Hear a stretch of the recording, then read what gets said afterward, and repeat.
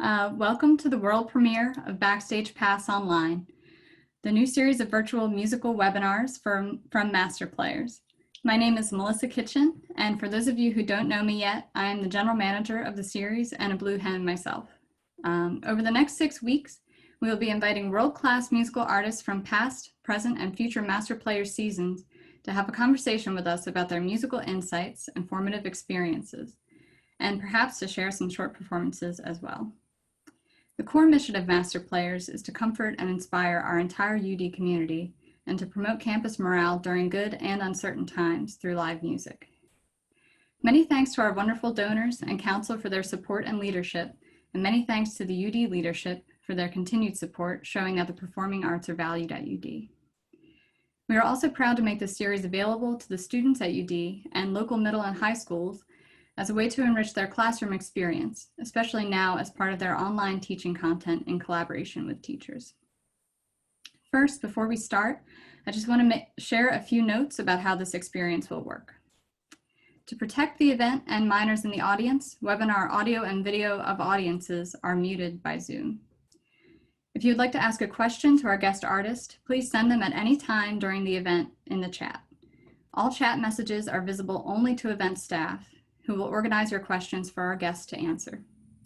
Other event attendees will not be able to see your questions. Q&As will take place 2 times during the event, and we will try to ask as many of your questions as time allows. If you are having an issue, please send a message in the chat and our event staff will assist you. Please do not record the event, as some of the material presented today does not yet have copyright protection.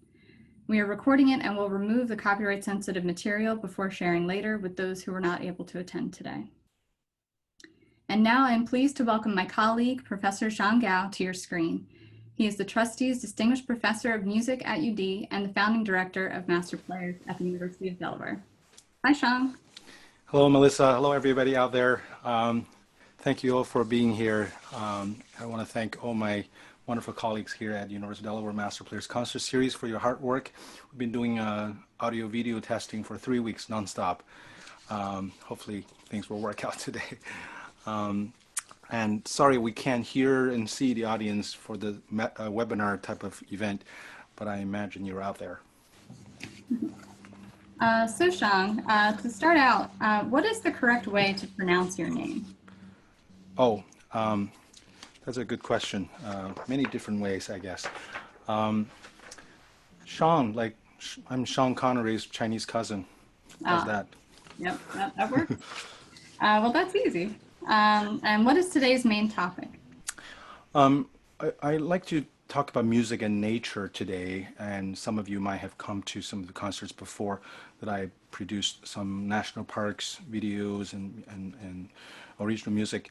But our main topic really is video and audio technology for the online concerts today and in future events at Master Players and anywhere in the world. We're developing new applications and new platforms, and with the hope that we can become a pioneer moving forward. And I'm also volunteering as a guinea pig today, so then the following events, artists will have a smooth experience, and you will also have a more enjoyable experience. So please bear with me while I'm testing some new stuff here. Absolutely. So Zoom's audio is not ideal for concerts. It's largely designed for speaking. What are you doing to change that, and what technology are you using? Yes, so I could have a 5-hour session with you on that. I'll just give you some very basic ones. I have a U87 recording microphone. It's a recording studio industry standard microphone, very high quality, and I also use interfaces. I have live music playing back softwares and main stage, Ableton Live, Logic Pro, Final Cut Pro, video and audio. So we'll see how it works later. That's a lot. I think you've got enough. Yes. So it looks like you're at home now, I hope. Yeah, where else? We're all at home these days. This is not best looking room, but it is the best room in the house for audio because I'm connected through the Ethernet connection to my router. So I have close to 1 gigabyte of upload speed for your enjoyment. And I hope you're at home too. Yeah, sure am. So why are you developing this new online concert technology and platform? Well, first of all, the audience enjoyment for classical music, live music, is my profession, my pleasure. But also during this time, those of us in performing arts, including myself, should be thinking about how to inspire the public, especially the younger generation, and of course also those from underprivileged communities. I feel like this is a great opportunity because I always wanted to do online concerts. I think you and I talked about this for almost 3 years. The applications we wanted to develop to live stream some of our events to enhance the experience. So this can't be a better time. Yeah, really. So virtual concerts. How does the lack of in-person room feedback impact not only the planning but also the performance?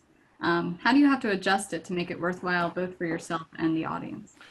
I absolutely prefer a live concert. I was just talking to some of you right before we started the session, Mm. because technology is great when it works, and just a few hours ago, nothing was working.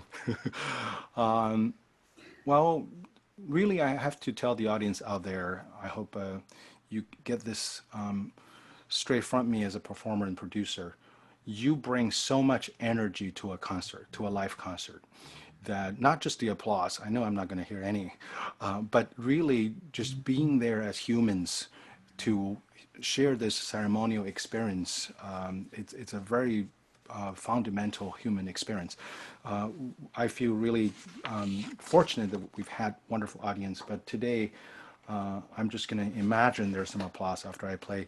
And just I guess I just have to play to the computer with my heart and with all the passion I usually do. But I look forward to going back to the stage. Yeah. Um, so if you're a latecomer to the audience, welcome to this online event of music and nature with some focus on online concert technology. Please send any questions you have for our speaker, Xiang Gao, to our event staff directly in the chat. Any messages in the chat go straight to our staff. You're muted to protect minors and also to keep this in a real broadcasting style. So Xiang, I understand that Wi-Fi speed varies, and during our second sound test last week, that came up. How did you overcome this issue? Yeah, I mean the video is going to vary depending on each individual's download speed. But hopefully 2 weeks of audio testing will pay off today. And that really matters the most to us musicians, right? It's about the sound and the feast for your ears. Yeah, so Great. fingers crossed. Yeah, I'm looking forward to it. Yes. So can you let us know what music you have in store for us? Yes, the first piece I like to play is by an iconic American composer, George Gershwin. And I play this piece because as an American, that when I travel outside the country, I am face of America. I am proud of this amazing nation. And if anyone out there thinks that we don't have the strength to win this war against this horrible disease, the title of this piece states my answer. It ain't necessarily so. So I'm going to use a different technology. Hold on a second. So I'm going to use maybe a little bit more sound effect and a different external microphone. Give me a second. I'll be right back. Great, sounds good. So everyone, please feel free to adjust your computer volume to better enjoy the music. Can you hear me? Yep, loud and clear. I add a little reverb. Here we go.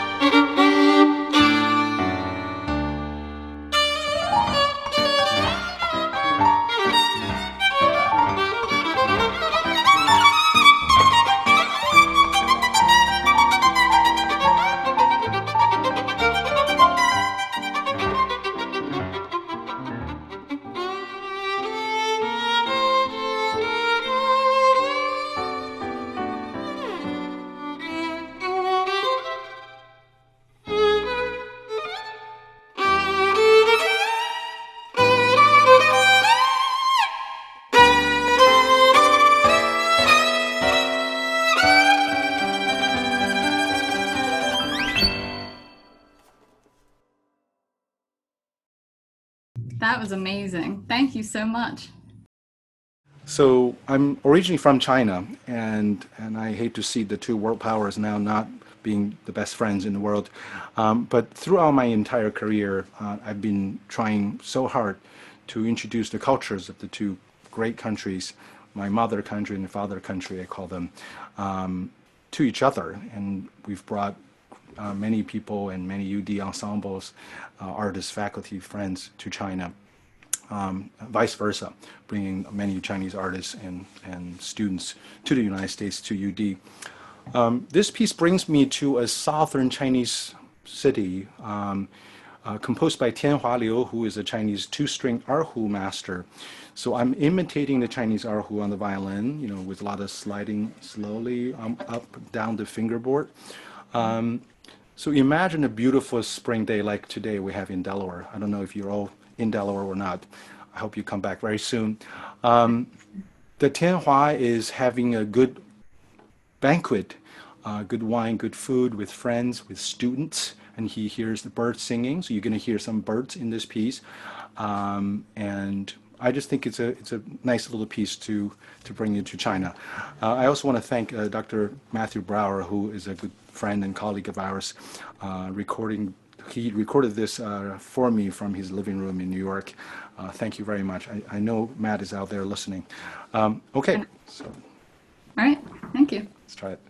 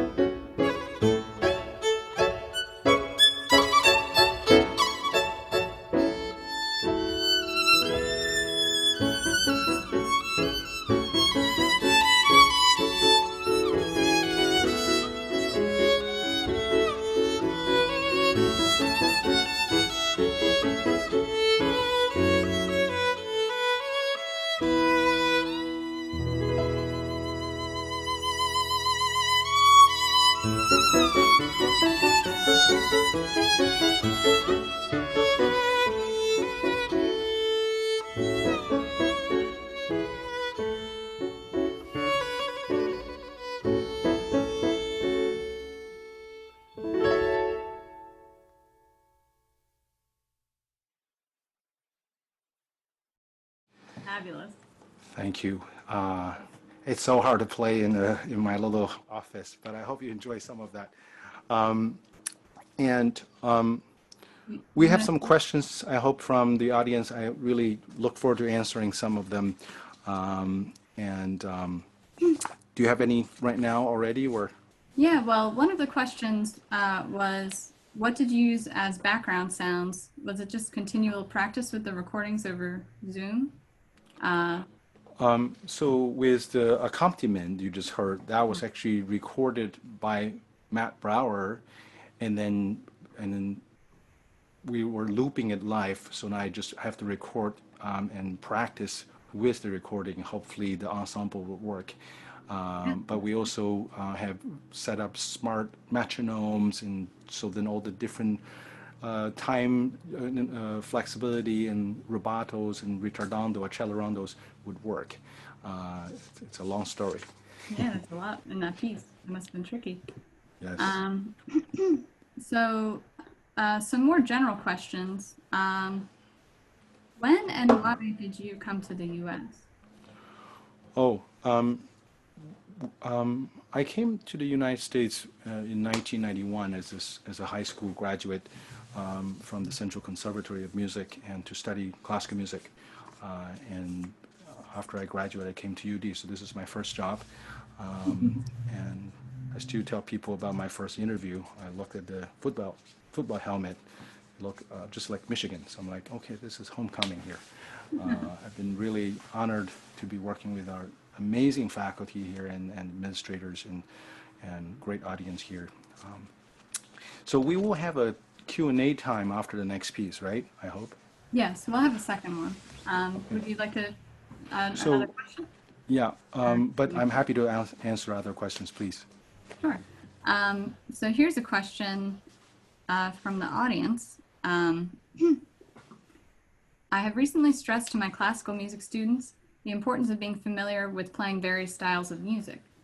As you heard already today, you are remarkably well versed in many styles. What advice or suggestions would you give in this regard to students? Well, what a great question. I love all sorts of music. I'm a classically trained violinist. And honestly, all my other styles of playing cannot compare to my classical playing because my training is much more focused on classical. But you know, I grew up in the 70s and 80s. I heard great music, pop, jazz, funk, hip hop. You know, if it's good music, it's good music. Let's face it. You know, but my biggest message to the younger musicians are that if you like other styles of music, you should play them. But if you're a classically trained musician, don't feel bad about this because this actually allows you to attract younger audience to your classical concerts. You know, the last piece you will hear today, I use some, you know, like film score, popular material to promote classical music because I want the younger audience to see, oh, this is kind of cool. Maybe I should hear some Bach and Brahms and Dvorak. Since this guy also plays this type of music, maybe it means something. So I think there's nothing wrong with it, and I really love it. And I still try to play more new styles, you know, from bluegrass to funk jazz to all sorts of things. Yeah. So moving on, another style kind of question. How do people from different backgrounds and cultures react to performances of different styles of music? For example, when you play Chinese music in America or American music in China, how do the audiences react? Another great question, I have to say. Gosh, I have really good questions today. I have to be proudly saying this all the time that humans are so connected that we have preferences, obviously. You know, it doesn't matter where you're from. You could be from Alabama and or Tianjin, China, but you love the same style of music, same artist. And and then other people have different preferences. But largely speaking, we can all very well connect to any culture, any music from any country. Just really speaking from this experience we just had, if you felt something in the piece I just played, that has, if you're from America, you have nothing to do with China. If you felt something here, that clearly speaks that music is so universal and it's so easy to really connect people of all different cultures. That's what I deeply believe, and it's also something as educators we want to continue to inspire students so they know this is a very special job that you have as messengers of something beautiful. Yeah, you're very lucky. All right, so another question. What violin are you using, and would you mind sharing how much it costs? Ooh, gosh, do I have security in my house? I'm using the UD Cerruti violin. I'm very honored. About 15 years ago, University of Delaware purchased this amazing Italian masterpiece by G.B. Cerruti. Cerruti family was very well established in Cremona, Italy, during the same time that Stradivarius and Guarneri families made amazing instruments. This is arguably the best copy of Cerruti's violin, and it's better than most Strats I've played. You know, I'm a recipient of the Stradivarius Society in Chicago. I played $4 million violins, and they cannot compare to this instrument. Let's just say it's really expensive, more Yeah. expensive than any of the cars you've ever driven. Sounds like it. I have ever driven. But honestly, it's not the violin, it's the player, That's it's true. the composers. Yes, I've heard that before. Great. So do you have another piece of music Yeah. in store for us? So a few years ago, I started a project called the National Parks Project because I don't know if you remember, many of you probably don't. We started a new project called Master Players at Christiana Care. So Christiana Hospital, Christiana Care is the largest healthcare system in the state of Delaware. And we teamed up with the hospital and created an in-hospital concert series, bringing world-class musicians free of charge to the hospital employees and patients and their family members to enjoy music, because they have, let's face it, financial limitation and physical limitation, obviously, and a very challenging schedule to come to a public event. You know, think about the doctors and nurses. They have to deal with each other. There's a lot of relationships that we want to help and cultivate. And then during that series, I decided, since many people cannot go to the national parks, I love the American national parks. One of the few things the United States showed the world, our leadership, we did so unbelievably well to establish the standard and protecting the natural beauty of the planet. So I said, since they might never get to national parks, I wanted to bring the national parks to them, and do some music videos and also promote classical music. So the next piece is from Vivaldi's Spring. The Four Seasons has 4 different concertos, each for each season. This is from the Spring, which is today. The slow movement of the Spring concerto, I set that to a music video at the Sedona State Park out in Arizona 2 years ago. So I hope you enjoyed this, and again, I want to thank Dr. Brower for providing the piano accompaniment. So this originally was written for violin solo and orchestral accompaniment. We have limited resources today, so I hope you enjoy this. Give me a second. Let me switch to I'm sure audio. we'll enjoy it anyway.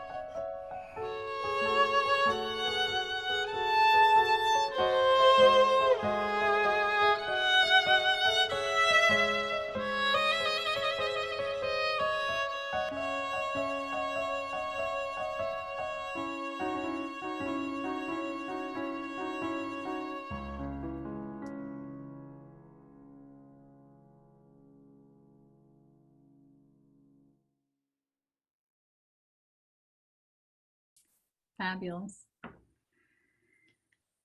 The text that you saw on screen was actually is the sonnet that originally written by Vivaldi himself, and I also want to thank John Palmer for the video recording of it. We went to Arizona together to do this, and yeah, it was something. A few weeks ago, I decided it's a timely project right now since we're all not able to get to these beautiful places, and I'd love to bring people with us there. Wonderful. So were you able to hear okay, or because I can't tell? Yeah, I was able to hear it all right. Okay. Yeah, because sometimes the quality might vary, and I'm sorry, we're trying our best, still developing. So the next piece I have in mind is called The Mirror. Again, after traveling to China for so many times, I fell in love in a place with a place called the Guilin National Park, and next to Guilin is called the Longji rice terraces. So Guilin, if you can search, I think in chat there's a link you could copy and paste. It's just one of the most beautiful places in the world, and I hope when this chapter is finished, we could all go to Guilin together. And the rice terraces is more than 1,000 years old. So in this piece, we're exploring really the visual art of Chinese traditional painting, and also the Chinese philosophy on man and nature. So if you see a beautiful Chinese traditional painting, you always see the big mountains, big river, but then with a very tiny little boat, a person or two on the boat. It's a very important part of the Chinese philosophy that we never interrupt the nature, the harmony of the nature.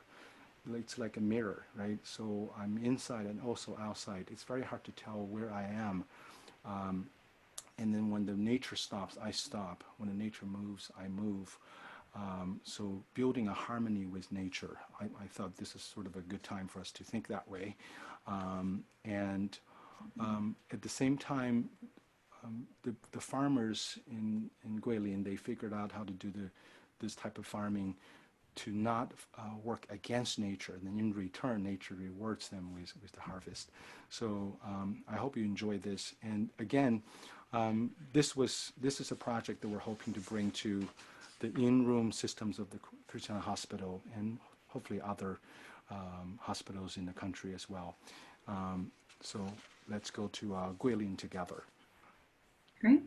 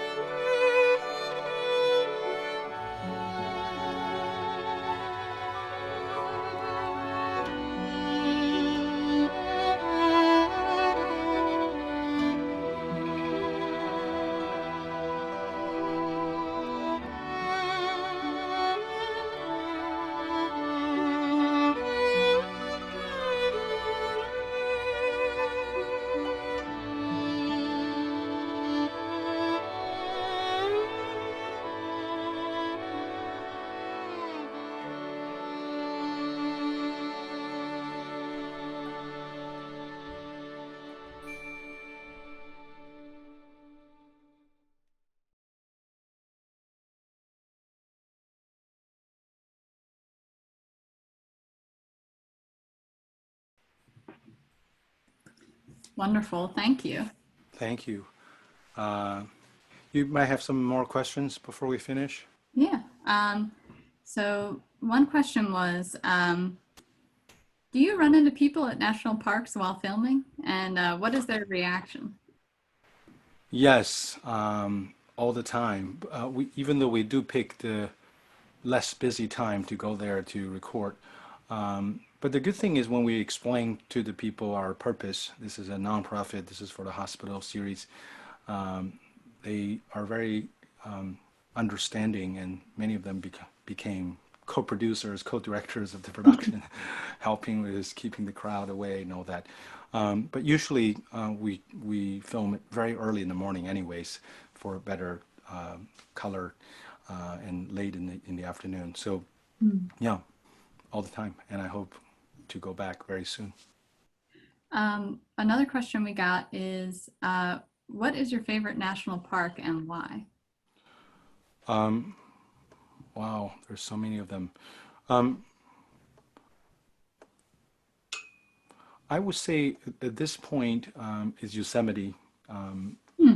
not only because it's so famous, but it's just so many varieties in the Yosemite that you could hike. You could see so many different parts of the park that are so varied, and I haven't finished the Half Dome hiking yet, so I'm looking forward to going back. But in the very last piece I'm going to be playing for you, it was recorded in some other great parks. One of my favorites is the Arches National Park in Utah. Cool. Well, I hope to go to both of those places someday. Yes. One last question before we move on to your final piece. How old were you when you started playing violin? Um, I actually started piano when I was 6. Learned about 2 years of piano because the serious training of classical performance, we should always use keyboard training for ear training and everything. So age 8, I started violin playing. I started my own daughter much earlier. Probably that's why she hates me so much. Um, anyways, Thank you so much for being here, everybody. And Melissa, you might have a few things to say Yeah. before we move on. So thank you all for coming today. I hope you all enjoyed this presentation and Xiang's wonderful performances as much as I did. Please consider completing our post-event survey, which will help us prepare for the next event. And if you'd like to join our mailing list to stay in the know with master players, please click the link in the chat. I'll see you all soon. Stay safe. You have anything to say? Yes, I want to thank everybody for being here today. I'd like to really invite you to our future events. As I said earlier, I'm a guinea pig today for the future events. We're going to have some great conversations with amazing artists to talk about who inspired them the most, what keep them going, and I think we probably won't expect many of them to be performing because I'm still testing a lot of technology. But one day, very soon, I'm hoping by late the summer, we will be able to present online concerts with multiple artists from different places. But they will bring amazing memories and great recordings and stories to your home. And please be safe and be well. And thank you to all the supporters, our council members, our donors, our UD leadership, and the staff members for your hard work. So the very last piece is called Glory Arches. So for the same hospital project, I went to Arches with John Palmer, Alex B., and a few other friends and produced this. It was a hard trip because it sounds pretty fun going to national parks to perform, but it's cold, ice cold in the morning, and you're trying to warm up and play, and you're trying to hear yourself. And but anyways, the end result was pretty good. The storyline is pretty simple. You know, the national parks facing series budget cut, as you can imagine right now, and then end up not getting the major budget cut, and makes me very happy. In this final video, we went to Arches, Canyonland National Park, and Dead Horse Point State Park. So you will see some beautiful images.